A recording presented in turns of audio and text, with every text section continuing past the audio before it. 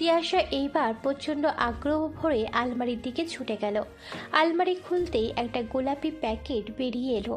Tiyasha packet হাতে করে বিছানায় ফিরে এসে সেটা খুলতেই একটা বাসন্তী রঙের সুতির শাড়ি বেরিয়ে এলো, যেটা আগাগোড়ায় বাংলাতে প্রিন্ট করে শুভ জন্মদিনের সাথে রবীন্দ্র ঠাকুরের স্ফুলিঙ্গ কাব্যগ্রন্থ থেকে নেওয়া কবিতার কয়েকটা লাইন।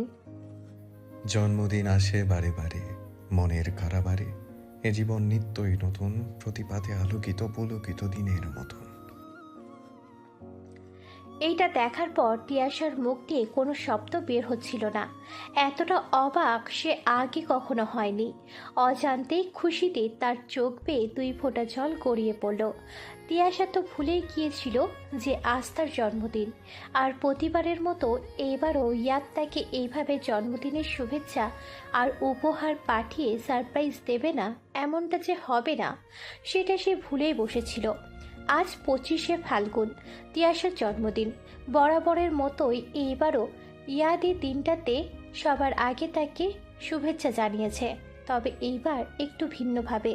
প্রতি বছর ভোরের আলো ফোটার সাথে সাথে ইয়াদ সশরীরে এসে তাকে একগুচ্ছ পলাশ আর কাঠগোলাপ ধরিয়ে দিয়ে শুভেচ্ছা জানাতো, কিন্তু এইবার ইয়াদ এখানে নেই, তাই বলে সবার আগে শুভেচ্ছা জানানোটা থেমে থাকেনি। আজও সে সবার আগে তাকে জন্মদিনের শুভেচ্ছা জানিয়েছে। শুভ জন্মদিন আমার সোনা মামুনি। দরজার কাছে মেহরিমা মেহের আর ইশরাক এহেসানকে দাঁড়িয়ে থাকতে দেখে ঠোঁটে হাসি ফুটিয়ে তিয়াশার একে বরাবরের মতো এইবারও ইয়াদ প্রথম শুভেচ্ছা জানিয়ে দিল। সেটা কি আর বলতে হয়? আমার ছেলে কি তোমার মতো এত ঘুম কাতুরে যে নিজের একমাত্র ভাগ্নের জন্মদিনের দিনও পড়ে পড়ে ঘুমাবে, তারপর বেলা করে উঠে তারপর শুভ জন্মদিন কথাটা বলবে? এই দেখো, একদম বাজে কথা বলবে না বলে দিলাম। ঘড়ির দিকে ভালো করে তাকিয়ে দেখো, সবে 7:45 বাজে। ইয়াদ যে তারও আগে আমার প্রিন্সেসকে শুভেচ্ছা জানিয়ে দেবে, সেটা আমি কি করে বলবো বলো তো? হ্যাঁ, যেটা তুমি বাসায় বসে করতে পারো না সেটা আমার ছেলে গ্রামে বসে করে ফেলেছে, তাও আবার এত সকালে। আমি কোথায় ঝগড়া করলাম? তোর মামিমা তো শুরু করেছে। সে যাই হোক, দেখেছো বাবা বরাবরের মতো ভাইয়াই আগে উইশ করেছে, তার মানে তুমি আর মা এইবারও ভাইয়ার কাছে হেরে গেলে। নাবাদের কথায় পিছন ফিরে তাকালো সবাই। নাবাদ এগিয়ে এসে তিয়াশার মাথায় চাটি মেরে বলল, শুভ জন্মদিন রাক্ষসী। ধন্যবাদ নাবাদ। এবার বলো, ভাইয়ার করা এত সব সারপ্রাইজ কেমন হলো? অসাধারণ, রীতিমতো ভরকে গিয়েছিলাম। এতক্ষণ পর মেহরিমা মেহের এবং ইশরাক ইহতিশাম উভয় লক্ষ্য করলেন তিয়াশার ঘর চাপা আর মধু মঞ্জুরিতে সাজানো। মেহরিমা মেহের পুরো ঘরে একবার চোখ বুলিয়ে নিলেন, তারপর অবাক হয়ে বললেন, ইয়াদ করেছে এত সব? বাহ, ছেলেটা আমার বাড়ি নেই কিন্তু ঠিকই সব আয়োজন করে রেখেছে। কার ছেলে দেখতে হবে না, আমার ছেলে আমার। আমার ছেলে বলো না তুমি বাবা। ভাইয়ার সব প্ল্যান অনুযায়ী কে কাজ করেছে আগে সেটা বলো। হয়েছে নাবাদ, ইয়াদের সব ক্রেডিট এখন নিচে নিতে এসো না। উফ তিয়াশা, তুমি সত্যি খুব বোরিং। কোথায় আমায় থ্যাঙ্কস দেবে যে ভাইয়ার প্ল্যান মতো সব আমি করেছি, তা না শুধু শুধু। হয়েছে হয়েছে, এখন চুপ থাকো সবাই। আর তিয়াশা, এই নে মা, এটা আমার পক্ষ থেকে তোর জন্য উপহার। কি এটা মামিমা? খুলে নিজেই দেখে নিস। কিন্তু মামিমা, এত কিছুর কি দরকার ছিল? কোনো দরকার ছিল না। হয়েছে, এখন উঠে ফ্রেশ হয়ে নে আর চট জলদি তৈরি হয়ে নিচে চলে আয়, তোর জন্য পায়েস করেছি। সত্যি? তাড়াতাড়ি চলে আয়। ঠিক আছে মামিমা, তোমরা যাও, আমি এক্ষুনি আসছি। মেহরিমা মেহের এবং ইশরাক ইহতিশাম চলে গেলে নাবাদ এসে তিয়াশার বিছানায় চিত হয়ে শুয়ে পড়ল। জানো তো তিয়াশা, এসব কিছু না ভাইয়ার পক্ষেই করা সম্ভব। ইয়াদ যে আজও এইভাবে আমাকে সারপ্রাইজ দেবে ভাবিনি। আর সব থেকে বড় কথা হলো, আমি তো ভুলেই গিয়েছিলাম আজ আমার জন্মদিন। হ্যাঁ, সেটা তো ভুলবেই, কারণ মনে রাখার জন্য তো আমরা আছি, তাই না? তা ঠিক, তবে আমাদের পরিবারের এই ব্যাপারটা একটু ব্যতিক্রম, তাই না? কোনটা? এই যে জন্মদিনের ব্যাপারটা, এখনকার দিনে সবাই ইংরেজি মাস ধরে জন্মদিন পালন করে। স্কুল, কলেজ, ভার্সিটি, এমনকি চাকরি ক্ষেত্রেও বার্থডেটা ইংরেজি মাস ধরে, কিন্তু আমাদের পরিবারে সম্পূর্ণ আলাদা, একেবারে খাঁটি বাঙালি। আমাদের সবার জন্মদিন বাংলা মাস ধরে পালন করা হয়, যদিও সার্টিফিকেটের ব্যাপারটা আলাদা। হুম। আর সেটা একমাত্র দাদাজানের জন্যই সম্ভব হচ্ছে। আমার দাদাজান পৃথিবীর শ্রেষ্ঠ দাদাজান। তোমার দাদা যান, তাই না? আর আমার কি? তোমার নানাজান হয়েছে। এখন চলো নিচে যাই, না হলে মা আবার শুরু করে দেবে। তুমিও যাও, আমি কিছুক্ষণ পর আসছি। নাবাদ চলে গেলে তিয়াশা আয়নার সামনে গিয়ে দাঁড়ালো। শাড়িটাকে গায়ে জড়িয়ে নিজেকে ঘুরে ফিরে বেশ কয়েকবার দেখে নিল। তার 24 বছর জীবনে এইটাই হয়তো ইয়াদের দেওয়া সবচেয়ে মূল্যবান উপহার ছিল। শাড়ির উপর হাত বুলিয়ে আয়নার দিকে আনমনে তাকাতেই রইল তিয়াশা। ইয়াদ কত সযত্নে তার জন্য এই শাড়িটা অর্ডার করে বানিয়েছে। শাড়ির মাঝে এমন কবিতার শব্দচয়ন আর জন্মদিন লিখে কারুকার্য করার আইডিয়াটা যে শুধু ইয়াদের মাথা থেকেই বের হতে পারে, এই ব্যাপারটা তার বিন্দুমাত্র সন্দেহ নেই।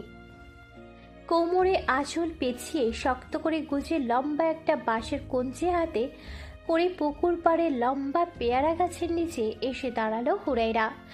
একটা ঝুড়ি নিয়ে হুরাইরার পিছন পিছন হুমাশাও এসে দাঁড়ায় সেখানে। হুরাইরা বাঁশের কঞ্চি হাতে নিয়ে গাছের আগাটা একবার পরখ করে দেখল, তারপর বলল, হ্যাঁ রে হুমাশা, তোর কি মনে হয় এই কুঞ্চি দিয়ে পেয়ারা লাগালে আসবে? আমার তো মনে হয় আসবে। চল আগে চেষ্টা করে দেখি লাগাল পাওয়া যায় কিনা। হুরাইরা বাঁশের কঞ্চি তুলে পেয়ারা পাড়তে লেগে পড়ল। গাছ বড় হওয়ায় কঞ্চি পেয়ারা পর্যন্ত পৌঁছাচ্ছে না।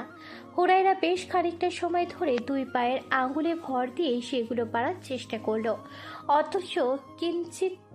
অথচ কঞ্চিটা পেয়ারা অব্দি কিছুতেই পৌঁছাচ্ছে না। হুমাশার কাছে দাঁড়িয়েছিল, মাঝে মাঝে সে দুই একটা কথা বলে পেয়ারার অবস্থান বলে দিচ্ছে হুরাইরাকে। বেশ খানিকটা সময় অতিবাহিত হওয়ার পরও যখন একটা পেয়ারাও সে নাগাল পেল না, তখন হাল ছেড়ে গাছের নিচে বসে পড়ল। নিচে বসে কয়েকটা লম্বা শ্বাস ছেড়ে আবার পেয়ারা গাছের দিকে তাকায় সে। উফ, কি উঁচু গাছ রে বাবা, হাঁপিয়ে গেলাম একেবারে। যদি এতক্ষণ হলো একটা পেয়ারা তো পারতে পারলে না তুমি। আমি হলো কত আগে পেরে ফেলতাম। হ্যাঁ, পুরো পানিপথের যুদ্ধ তুই একদিনে জয় করে ফেলেছিস। চুপ করে দাঁড়িয়ে থাক, আমাকে পারতে দে। যদি ইনান ভাইয়াকে ডেকে আনো না, ও পেরে দেবে।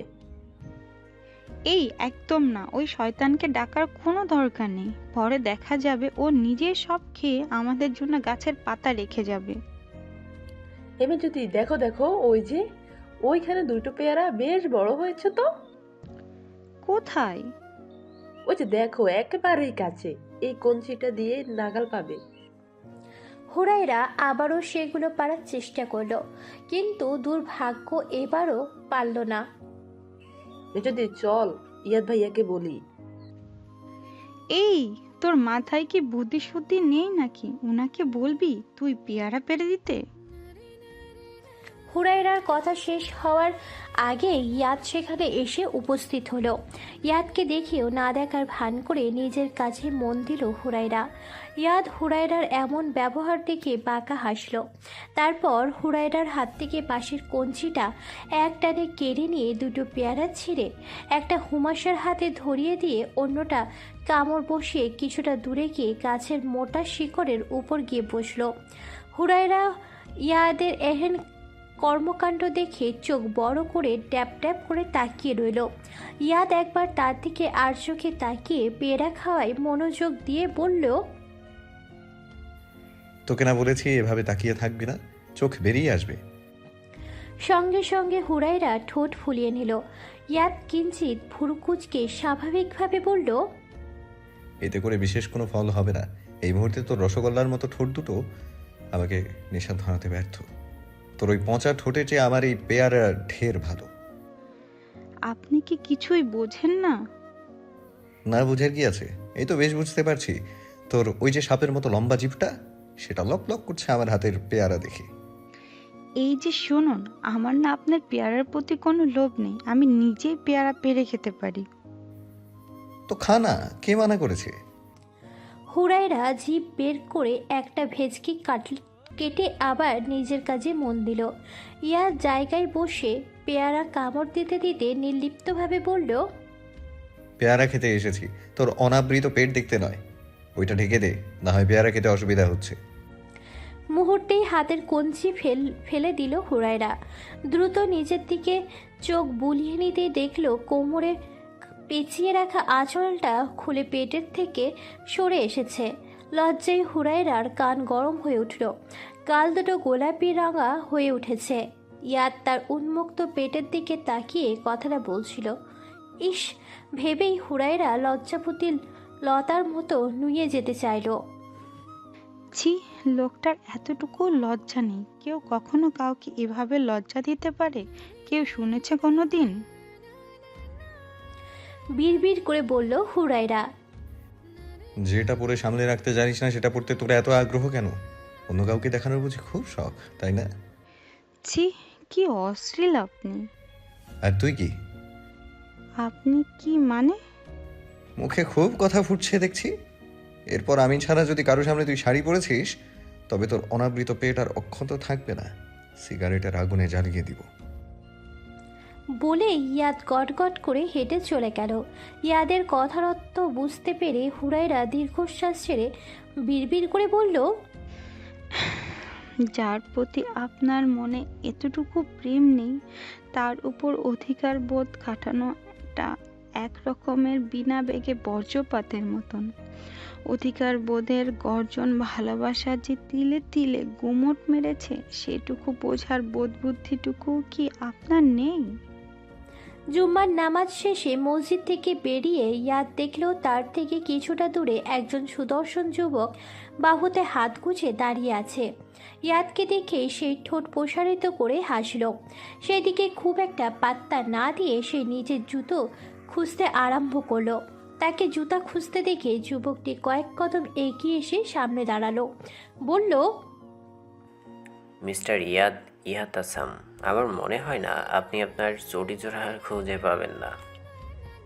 ইয়াদ জবাবে কিছু না বলে একটা দীর্ঘশ্বাস ছাড়ল। এই নিয়ে বেশ কয়েকবার হলো তার সাথে এমন ঘটনা ঘটেছে।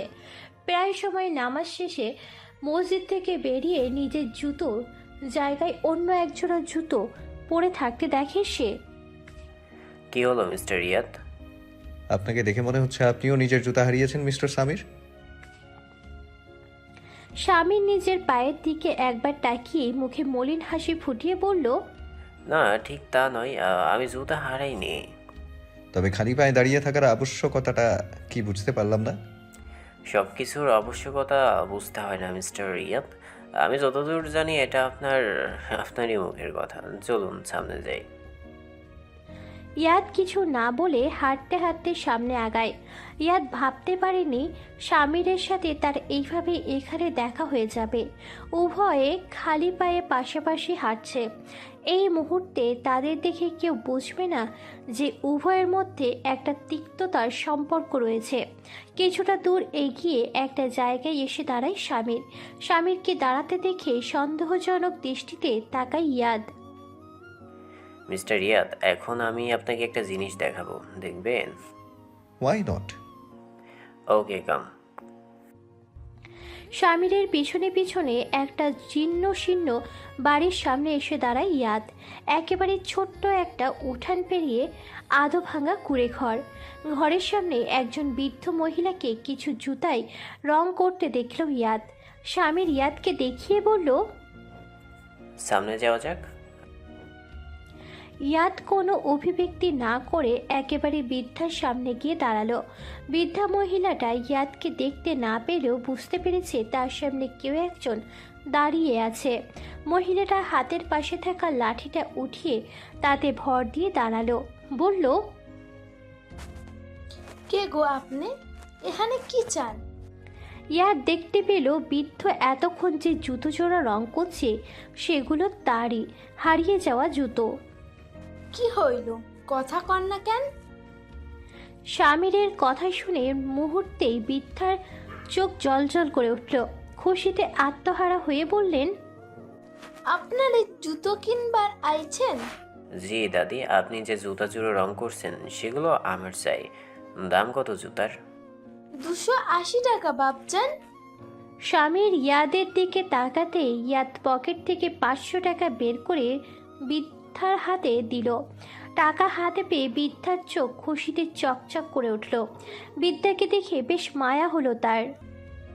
বাপজান, এইখানে কত টাকা আছে কন তো? 500 টাকা দাদি। এত টাকা তো ভাঙতি নাই আমার কাছে, ফেরত দিব কেমনে এখন? নিরাশ হয়ে বললেন বৃদ্ধা। টাকা লাগবে না, আপনি এটা রেখে দিন। বলে ইয়াদ জুতো জোড়া পরে নিল। স্বামীর সেখান থেকে কয়েক জোড়া দেখে নিজের জুতোটা খুঁজে বের করে সেগুলো পরে নেয়। তারপর বৃদ্ধার হাতে কিছু টাকা দিয়ে সেখান থেকে উভয় বেরিয়ে আসে। কি বুঝলেন মিস্টার ইয়াদ? নিজের হারানো জুতা নিজেরাই আবার টাকা দিয়ে কিনে নিলেন। ব্যাপারটা সত্যি কত অদ্ভুত। এইবার বুঝতে পেরেছেন মসজিদের জুতা চুরির আসল ব্যাপারটা আসলে কি? 3000 টাকার জুতো 280 টাকায় বিক্রি করেছেন। সত্যি এই পৃথিবীটা বড়ই অদ্ভুত।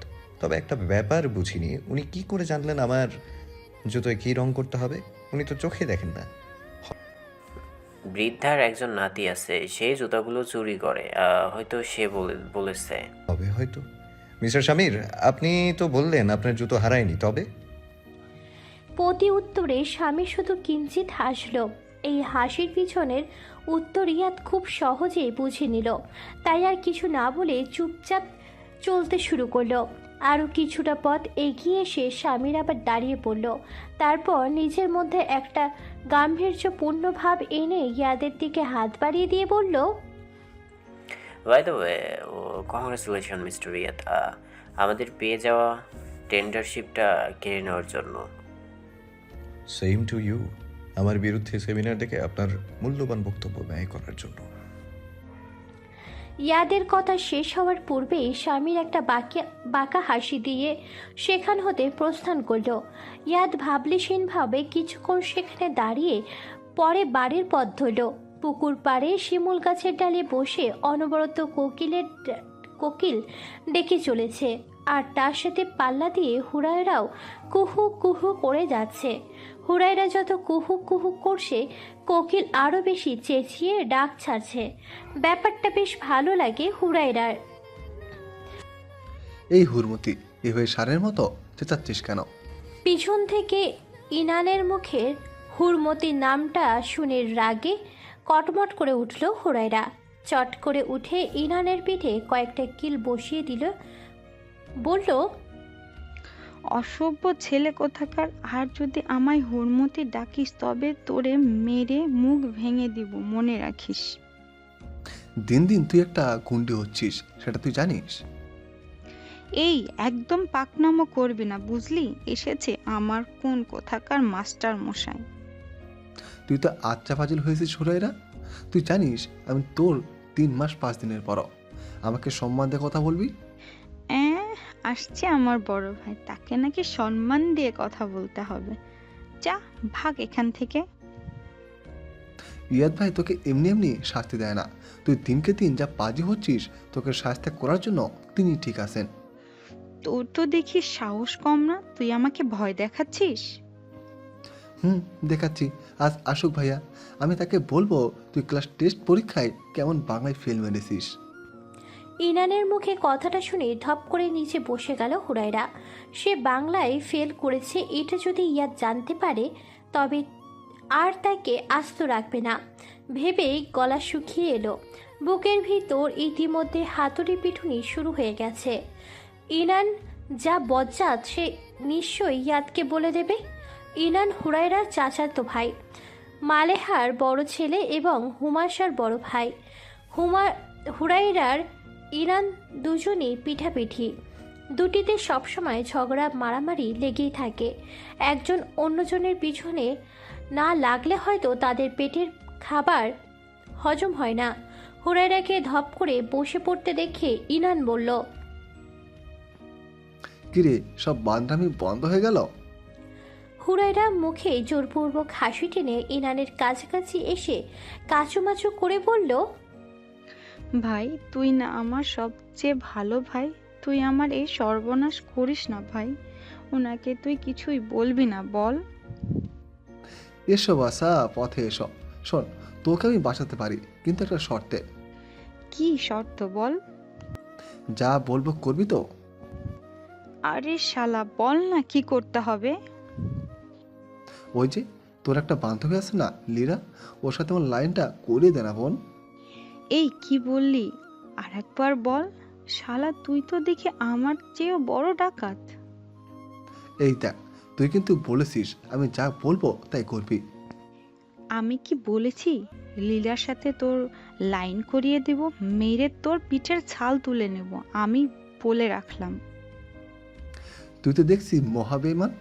এই যে দেখ, তোকে একটা জিনিস দেখাই। বলেই ইনান তার পকেট থেকে একটা খাতা বের করে হুরায়রার সামনে মেলে ধরল। তারপর ভুরু নাচিয়ে বলল, এটা দেখেছিস? এটা এখান থেকে সোজা ইয়াদ ভাইয়ের ঘরে চালান হয়ে যাবে। শয়তান ছেলে, আমি তোকে দেখে নেব বলে রাখলাম। আমার খাতা দে বলছি। তার আগে তুই বল যে লীরার সাথে আমার যা যা যা করে দেব, আগে তুই আমার খাতাটা দে। দাঁতে দাঁত চেপে ভুরুকুটি করে বলল হুরায়রা। কিন্তু তোকে বিশ্বাস করবো কি করে? তুই যে আমার কাজটা করবি। কাল যখন আমি কোচিংয়ে যাব তখন তুই আমার সাথে যাস, তাহলেই হবে। এখন আমার খাতাটা দে। না না না, খাতাটা আমি তোকে দেবো না। তুই যে বজ্জাত মেয়ে, খাতাটা হাতে পেয়ে ঠিক নিজের রূপ বদল করে নিবি। তুই গিরগিটির থেকেও খারাপ। ইনানের কথায় গা একেবারে জ্বলে উঠল হুরায়রার। ইচ্ছে করেই ইনানকে ধরে আরও কয়েকটা কিল পিঠে বসিয়ে দিতে, কিন্তু দুর্ভাগ্য সেটা সে করতে পারবে না, কারণ এই মুহূর্তে তার প্রাণভোমরা ইনানের হাতে। তাই সে জোর করে রাগটা দমিয়ে রেখে ইনানের কথা চুপচাপ মেনে নিল। ইনান চলে যাওয়ার পর হুরায়রা গুটি গুটি পায়ে ছাদ থেকে নেমে সোজা নিজের ঘরে চলে গেল। এই মুহূর্তে তার মনে একরাশ ভয় কাজ করছে।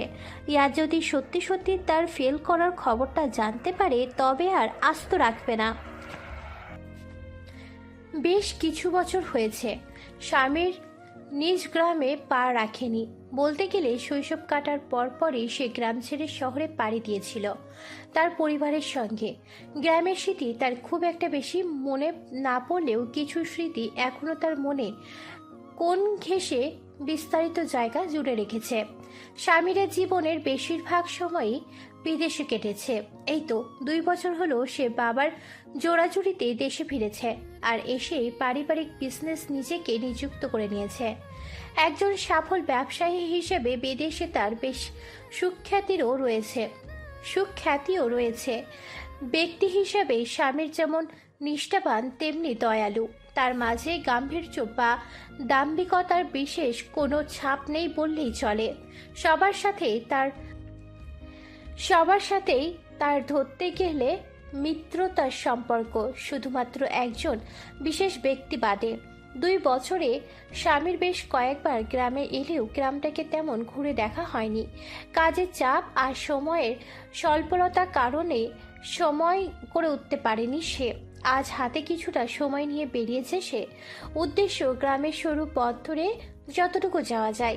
সামনে বিস্তারিত মাঠ, মাঝে সরু কাঁচা রাস্তা, রাস্তার 2 ধার ঘেঁষে সবুজ ঘাস, মাঝে মাঝে 2-1টা নাম না জানা বনফুলের গাছ তার ছোট্ট ডালপাল্লা মেলে দাঁড়িয়ে আছে। সেখানে আবার রং বেরঙের বাহারি ফুল ফুটেছে। প্রজাপতি তার রঙিন পাখা মেলে উড়ে এসে বসেছে। স্নিগ্ধ সকালে এমন ধুলোমাখা পথ ধরে খালি পায়ে হাঁটতে বেশ লাগছে তার। গ্রামের সবুজ শ্যামলিমার নির্মল প্রকৃতিতে প্রাণ ভরে নিঃশ্বাস নেওয়ার মধ্যে যে একটা প্রশান্তির ছোঁয়া পাওয়া যায়, সেটা হয়তো পৃথিবীর আর কোথাও খুঁজে পাওয়া যাবে না। মুদিত নয়নে বুক ভরে লম্বা শ্বাস নিল স্বামীর। মুহূর্তে তার শরীর মন দুটোই ফুরফুরে হয়ে উঠল। গ্রামের কাছে রাস্তা দিয়ে এইভাবে একা একা হেঁটে চলা অভিজ্ঞতা তার আগে কখনো হয়নি। তবে তার প্রথম অভিজ্ঞতা নেহাত মন্দ নয়, বেশ উপভোগ করছে সে। গ্রামের সরু মেঠো পথ ধরে হাঁটার মাঝে একরকম সুখ অনুভব করল সে, যা আগে কখনো করেনি। হঠাৎ করেই তার একটা গানের কয়েক লাইন মনে পড়ে গেল, আর সেটাই সে গুনগুন করে গাইতে শুরু করলো।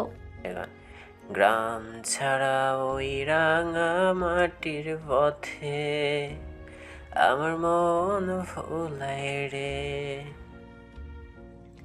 হাঁটতে হাঁটতে অনেকটা দূর এগিয়ে এসেছে স্বামীর। রাস্তার শেষ প্রান্তে একটা বড় আম গাছ, সেখানে এসেই থামল সে। এই পথ দিয়ে কিছুটা সামনে এগিয়ে গেলেই ইয়াদের মামার বাড়ির রাস্তা চোখে পড়ে। চারপাশে হালকা কুয়াশা আর ফুরফুরে বাতাস বইছে। দূরে একটা শিমুল গাছ দেখা যাচ্ছে, তাতে একরাশ লাল টুকটুকে শিমুল ফুটে আছে। হালকা বাতাসে সেগুলো দোল খাচ্ছে, আর তার কোনো একটা শাখে বসে কোকিল অনবরত ডেকে চলেছে। শুকনো পাতার উপর পা ফেলে সামনে এগিয়ে গেল স্বামীর। এই মুহূর্তে তার মন অজান্তেই প্রফুল্ল হয়ে উঠেছে। ধরনের বুকে যে বসন্ত নেমেছে, প্রাকৃতিক যেন চারিপাশে তারই প্রমাণ দিতে ব্যস্ত হয়ে পড়েছে। এমনি বসন্তের কোনো এক সকালে খালি পায়ে ফাগুন হাওয়া গায়ে মাখিয়ে হাঁটার স্বপ্ন দেখত স্বামীর। আজ সেই স্বপ্নটা যেন তারই হাত ধরা দিয়েছে। বেশ খানিকটা পথ হেঁটে একটা বড় পুকুর পাড়ের কাছে এসে থামল স্বামীর। জায়গাটা বেশ শান্ত আর নিরিবিলি। মুহূর্তেই তার মন প্রশান্তিতে ভরে উঠল। এখানে দুই দণ্ড দাঁড়াবে বলে মনস্থির করল সে। আরও কিছুটা সামনে এগিয়ে বড় জারুল গাছটার নিচে এসে দাঁড়ালো। তার চোখ একটা জায়গায় গিয়ে স্থির হয়ে গেল। স্বামীর সহসা সেই দিক থেকে চোখ ফেরাতে পারল না। এই দৃশ্য কিছুটা সময়ের জন্য তাকে আসর করে তুলেছে। স্বামীর দেখল পুকুরের অপর পাশে সাত বাঁধানো ঘাটের উপর 15 কি 16 বছরের রমণী পানিতে পা ডুবিয়ে বসে আছে। পরনে কলাপাতা রঙের শাড়ি, চুলগুলো পিঠে ছড়িয়ে কোমরের নিচ পর্যন্ত নেমে আছে। মুখে হাসির রেখা ফুটিয়ে পুকুরের জলের উপর দৃষ্টি নিবদ্ধ করে এক মনে কিছু বলে চলেছে মেয়েটি। শীতল চাহনি নিযুক্ত ডাগর ডাগর আঁখি দুটি যেন নিমিষেই তার হৃদয়ের গহীনে প্রচণ্ড রকমের একটা ঝড় বইয়ে দিল। পানির দিকে মুখ বাড়িয়ে নিজের প্রতিচ্ছবির দিকে চেয়ে মুখটা বাঁকিয়ে নিল হুরায়রা। মনে মনে নিজের উপর খুব রেগে আছে সে। অবশ্য নিজের উপর রেগে থাকার বিশেষ কোনো কারণ আছে কি না সেটা তার অজানা। বেশ কিছুক্ষণ ধরে পানিতে পা ডুবিয়ে গালে হাত দিয়ে বসে রইল হুরায়রা।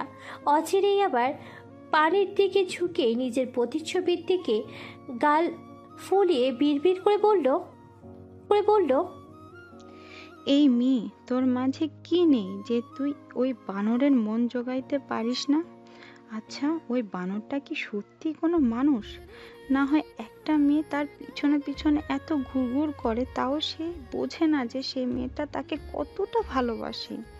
আচ্ছা, উনি কি অনুভূতিহীন কোনো মানব, যার হৃদয়ে একটুও মায়া নেই?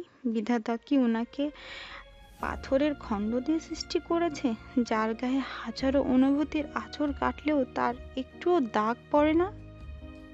এই হুর, এখানে বসে বসে কি বিড়বিড় করছিস? পিছন থেকে ইনানের গলার স্বর পেয়ে সংকুচিত হয়ে উঠল হুরায়রা।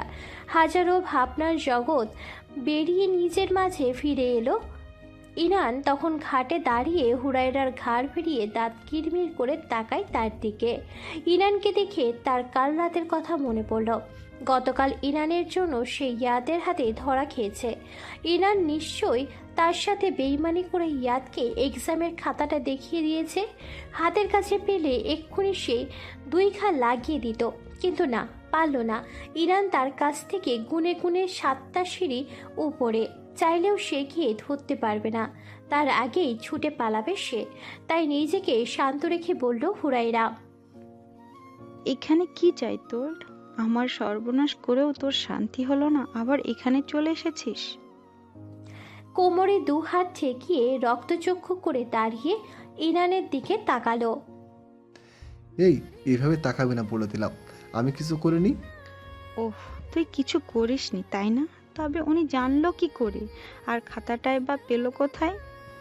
বিশ্বাস কর হুর, আমি কিচ্ছু জানি না। ভাইয়া কখন এসে আমার ঘর থেকে সেটা নিয়ে গেছে আমি জানি না। তুই কিছু জানিস না তাই না? হ্যাঁ, বিশ্বাস কর। ঠিক আছে, আজ আমি কোচিংয়ে গিয়ে আমি লীলাকে বলবো তুই ওকে কালা কুত্তি বলেছিস আর বলেছিস কালো গাই। তারপরে দেখবো কেমন লাগে। ওই বোন, ওই তুই না আমার ভালো পিচ্ছি বিড়ায়, এমনটা করিস না, মাপ চাই, আমার সর্বনাশ হয়ে যাবে। তুই আমার যে সর্বনাশ করেছিস তার চেয়ে এটা কিছুই নয়। যা ভাগ এখান থেকে। দয়া কর হুর, মাপ চাই। এখান থেকে যাবি নাকি আমি সব ছোট মার চাচুকে বলে দিব? যাচ্ছি যাচ্ছি। যা ভাগ এখান থেকে। হুরের বাচ্চা, তুই দেখে নিস আমি তোর। এই কি বললি রে? না না না, কিছু বলিনি, যাচ্ছি। পাজি ছেলে, তোর জন্যই সব কিছু হয়েছে। আমি তো তোকে দেখে নেব। ইরান চলে গেলে হুরাইরা আবার নিজের কাজে মন দিল। 2 হাতে আজলা ভরে পানি মুখে তুলে চোখে ছিটিয়ে নিল। আরও একবার পানি তুলে মুখে ছিটিয়ে দিতেই মনে হলো কেউ যেন তাকে লুকিয়ে লুকিয়ে দেখছে। পানির উপর থেকে চোখ তুলে আশপাশটা ভালো করে দেখল সে। না, তেমন কেউই সে দেখতে পেল না। হয়তো তার মনের ভুল ভেবে সে আরও কয়েক আজলা ভরে পানি তুলে মুখে হাত ধুয়ে নিল। মুখ। আজ ঘুম ভাঙতে অনেকটা দেরি হয়ে গেল ইয়াদের। বিছানা ছেড়ে উঠে আলমোড়া দিয়ে ঘর হতে বেরিয়ে বাহিরের বারান্দায় গিয়ে দাঁড়ালো সে। আজকের সকাল প্রতিদিনের চেয়ে কিছুটা ব্যতিক্রম বলে মনে হলো তার। ঘড়িতে তখন 9টা বাজলেও আবহাওয়া দেখে মনে হচ্ছে সবে ভোরের আলো ফুটেছে। হাই তুলতে তুলতে সে নিজের মনে বলল,